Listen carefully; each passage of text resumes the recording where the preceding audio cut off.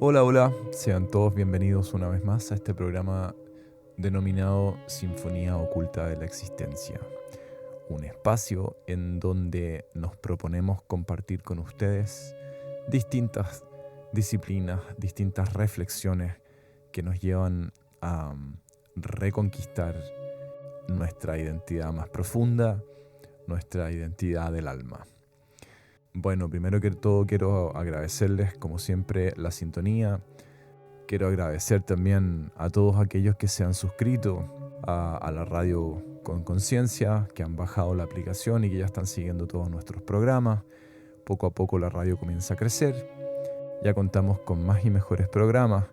Se ha sumado varias gente al equipo y estamos muy contentos como poco a poco la radio comienza a crecer y se empieza a dar a conocer también.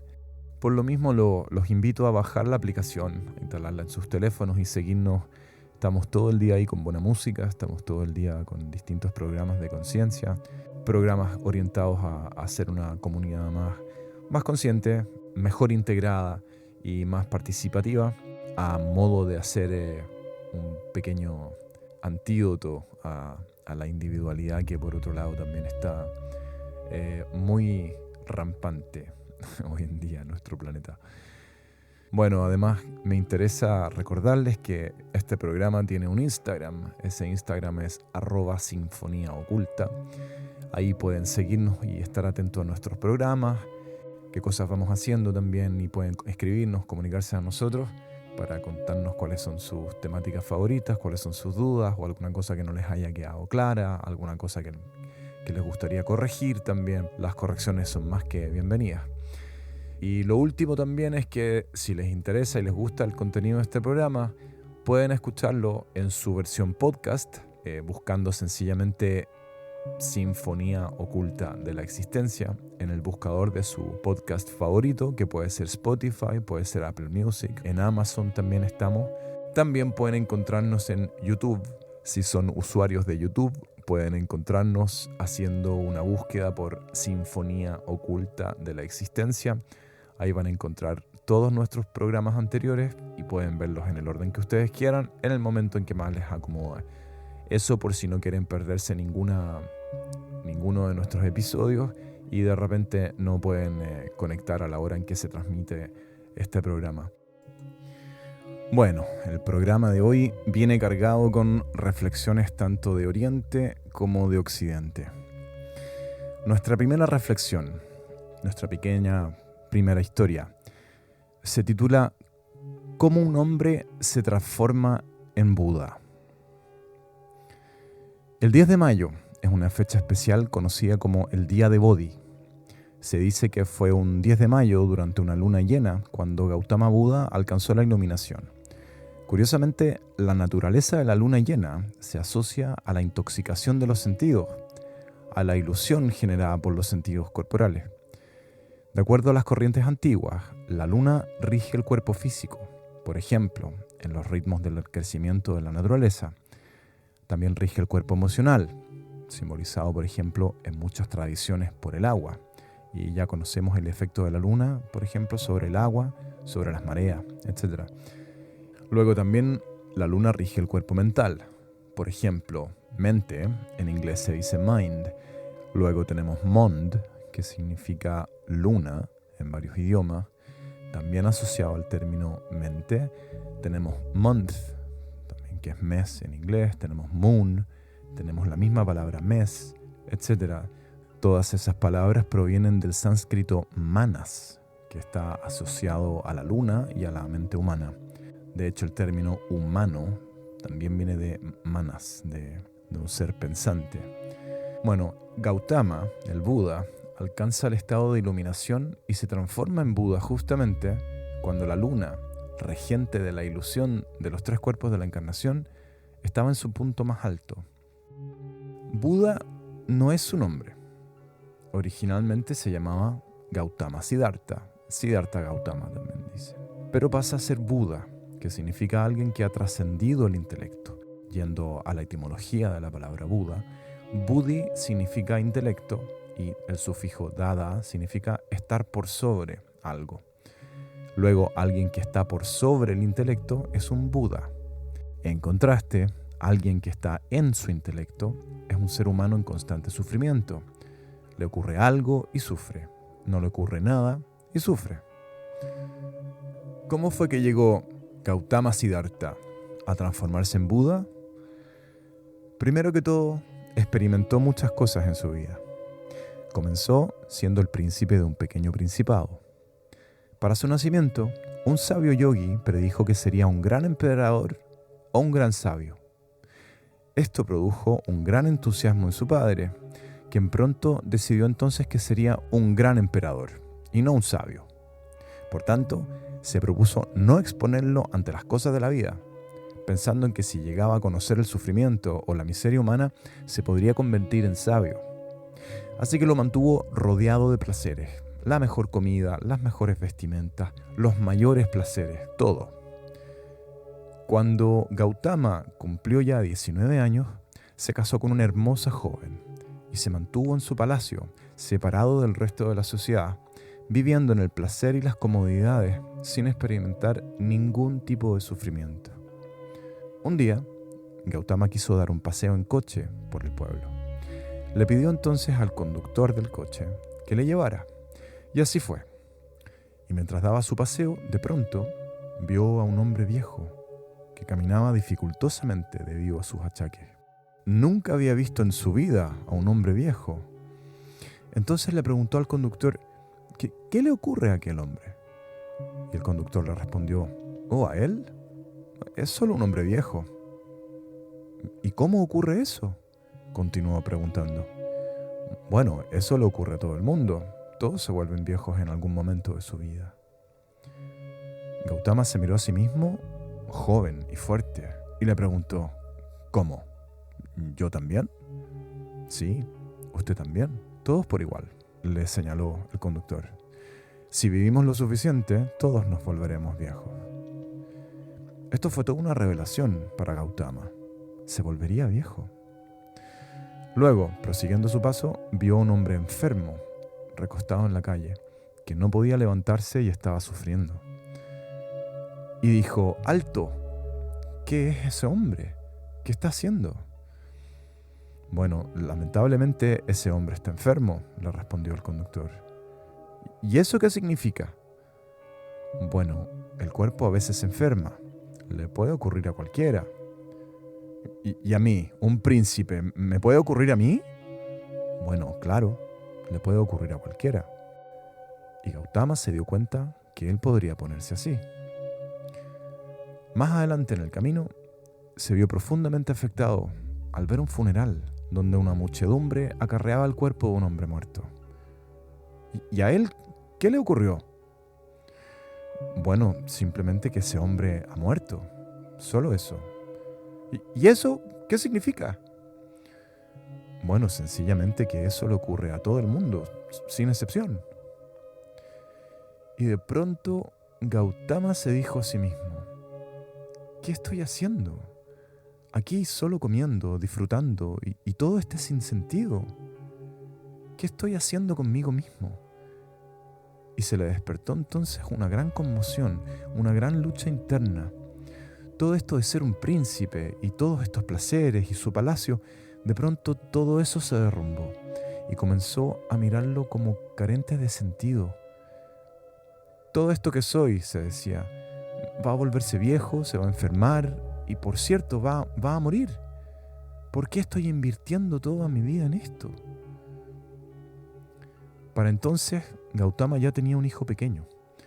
Miraba a su amorosa esposa y a su hermoso pequeño y sentía que no podía marcharse. Pero luchó y luchó consigo mismo. Para cuando su hijo ya tenía 1 año y medio, no aguantó más y como un ladrón en la noche, se escapó del palacio y se fue para siempre. Así comienza su búsqueda Siddhartha Gautama. Lo que quería era saber la verdad de la vida. Pasó entonces de escuela en escuela. En aquel entonces, en India había muchas escuelas establecidas, al punto de sobrepasar las 1800. No instituciones, sino corrientes diferentes de yoga, expresiones distintas de pensamiento. Ocurría lo mismo que hoy, por ejemplo, ocurre con la medicina. Años atrás, para hacerse una revisión médica, bastaba con acudir al doctor de cabecera, al doctor de la familia. Hoy existe un especialista para cada parte de nuestro cuerpo. Probablemente en unos años más, para hacernos una revisión médica, necesitaremos 100 doctores para realizarla. Y al momento de terminar esas consultas, probablemente necesitemos una autopsia o un servicio fúnebre. Bueno, lo mismo ocurrió entonces con el sistema de yoga. La cantidad de especializaciones de las distintas escuelas se había vuelto ridícula. Cada especialización tenía sus propias particularidades. Usando un ejemplo, en odontología se estudia un montón de años para solo 32 dientes. Y en todos esos años, aún así, no alcanzan a saber todo de estos 32 dientes. Esa es la naturaleza de la creación. Si nos ponemos a estudiar un diente a la vez, veremos que cada uno posee algo en particular. Podemos pasarnos la vida completa estudiando un solo diente. ¿Qué pasaría entonces si necesitáramos 32 dentistas especializados para revisarnos la dentadura? Sería un desastre, ¿no? Bueno, la especialización, pasado cierto punto, se vuelve ridícula. Eso fue lo que le ocurrió al yoga, que llegó a tener 1800 escuelas distintas. Fue entonces cuando apareció Patanjali, asimilando todo este conocimiento en lo que se llamaron los sutras, minimizando así esta expansión incesante. Entonces, al momento de la llegada de Gautama, si bien Patanjali ya había hecho este trabajo, aún había muchas variantes. Gautama pasó de una escuela en otra y emprendió 8 formas distintas de samadhi, de contemplación y de meditación. Comprendió que las 8 fueron experiencias maravillosas, pero aún así no le otorgaron la iluminación. Por tanto, prosiguió su camino, convirtiéndose en un samana. En este sistema de prácticas llamado así, samanas, sus adeptos nunca solicitan comida, pues dicen que no se debe ir tras el alimento, ya que intentan fundamentalmente derrotar el instinto de supervivencia. Sin importar la manera, siempre estamos buscando comida. Quizás lo hagamos de una manera mucho más compleja, como por ejemplo conversar de la economía, pero en el fondo todo esto significa estar pensando todo el tiempo en la supervivencia. Es como la glorificación de la supervivencia, pero en esencia es supervivencia al fin. Así, una de las prácticas fundamentales para los samanas es no seguir el instinto de supervivencia y simplemente continuar adelante, caminando, sin solicitar comida. Pero en aquel entonces la cultura era empática y si veían a una persona espiritual caminando, la gente corría a sus casas a cocinar algo y correr tras ellos para dárselo, porque sabían que esa persona no les pediría comida. Hoy en día, si nos volviésemos un samana, probablemente caminaríamos derecho a la muerte por desnutrición, pero en esos días la gente sí era sensible y respondía, por lo que había miles de samanas caminando por el mundo. Gautama entonces se vuelve un samana, y aunque no solicitara comida, el solo hecho de pasar por un pueblo significaba que le llegaría comida. Gautama se lo tomó aún más a pecho y sencillamente evitaba los pueblos y seguía adelante, hasta que se volvió casi solo huesos y pellejos. Un día llegó a un lugar donde había un río, el Niranjana, que hoy desafortunadamente ya no existe. Este era un pequeño río de no más de medio metro de profundidad, cuyas aguas se movían con algún grado de velocidad. Prosiguió entonces para cruzarlo a pie, pero a medio camino ya no tuvo energía para continuar. Tuvo que sujetarse de una rama de árbol caída y afirmarse ahí, quieto. Ya no tenía fuerza para dar un paso más. Pero él no era el tipo de persona que se fuera a rendir. Así se sujetó quién sabe por cuánto tiempo. Se dice que mucho. Quizás fueron 2 minutos, pero estando así de débil, 2 minutos pueden sentirse como 2 años. Y entonces, al momento de verse así, sujeto, se preguntó a sí mismo, ¿qué estoy haciendo? ¿Qué me lleva a hacer este gran esfuerzo de ir vagando por el país entero, de escuela en escuela, aprendiendo una cosa y otra? ¿Qué es lo que estoy buscando? Y se dio cuenta que en realidad no había nada. La vida entera ya estaba en él. Todo lo que debía hacer era eliminar las barreras que le impedían experimentar la vida de manera directa, real, en sí mismo. Cuando se dio cuenta que todo ya estaba en él y que no había otras maneras de buscar, sino buscando en sí mismo, de pronto tuvo la energía para dar un paso y otro paso, y así cruzó el río. Y fue a sentarse bajo el ahora famoso árbol de Bodhi, que se ha vuelto más famoso incluso que el Buda mismo. Se sentó bajo ese árbol en esa noche de luna llena, que ahora conmemoramos el 10 de mayo, con gran determinación. Se dijo: o encuentro la naturaleza última de mi existencia ahora, o me quedaré sentado hasta morir. No abriré mis ojos hasta encontrarla. Una vez tomada esta decisión, el único problema suele ser que no existen tales decisiones, porque cada 2 minutos nuestras intenciones van cambiando. Si estamos completamente determinados para saber qué hay en nuestro interior, ¿cuánto debería tardarnos? Debería ocurrir en un momento, ¿no? Porque no hay una distancia que recorrer.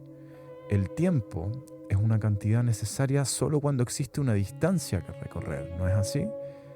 Si no hay distancia, si ya estoy en mí mismo y ya estoy sentado y nos preguntáramos cuánto tiempo debería demorar, si ya estamos ahí con nosotros mismos, no debería tomar tiempo alguno. Si ya estamos vivos y en la vida, la iluminación no debería tomarnos nada, porque no hay nada en particular que debamos hacer. Cuando Gautama se dio cuenta de esto, se vio completamente iluminado. Y la luna estaba brillando, y no había comido quizás en meses, pues había sido un samana durante 4 años, y aquellos alrededor suyo, porque habían unos pocos discípulos en torno a él, unos 5, que pensaban que él era real y era serio, porque no comía y él era muy severo. Ellos entonces le vieron estar en este estado exuberante, con el rostro enteramente iluminado. Se quedaron entonces esperando a que abriera los ojos y les impartiera aquella enseñanza. Así, Gautama abrió sus ojos, los miró sonriendo y les dijo: cocinen algo y comamos. Y los discípulos quedaron completamente desilusionados. Pensaron que se había vuelto loco. Habían caminado con él durante 8 años quizás, cuando lo único que les compartía eran torturas. Pero cuando se iluminó, lo abandonaron, porque querían escuchar más severidad. Y él les dijo: cocinemos algo, comamos. Parece que hemos estado perdiendo el tiempo. Se cuenta que Siddhartha Gautama un día caminó por la ribera del río, después de ya haberse transformado en un Buda, y se sentó nuevamente bajo un árbol. Luego, un prestigioso astrólogo y adivino que andaba por ahí fue a bañarse a ese río y se encontró con las huellas que el Buda había dejado sobre la arena. Este astrólogo dominaba la ciencia de la lectura de los pies de las personas, y a través de la cual podía predecir de manera exacta los destinos de aquellos. Vio entonces estas huellas en la ribera y se dio cuenta que eran los pies de un emperador, de alguien que debía reinar sobre el mundo, y se preguntó qué haría una persona así en esta jungla tan remota. Luego fue siguiendo estas huellas, pensando que se encontraría efectivamente con un emperador. Se encontró, para su sorpresa, con un monje, Gautama, que estaba sentado bajo un árbol, y lo vio decepcionado, pensando que o su conocimiento le había fallado completamente, o que estaba siendo objeto de un engaño, o se trataba de algún tipo de alucinación. ¿Qué estaba ocurriendo aquí? Se acercó entonces a Gautama y le preguntó: ¿quién eres tú? Gautama le respondió: nadie, yo no soy nadie. Pero tienes los pies de un emperador. Deberías conquistar el mundo. Gautama le respondió, lo haré, pero no por conquista. Hay dos maneras de tener el mundo, por conquista o por integración. Podemos hacer algo nuestro por captura, encadenándolo y obligándolo a hacer lo que queramos, o integrarlo, incluyéndolo como una parte nuestra. Ambas formas sirven para hacer algo nuestro.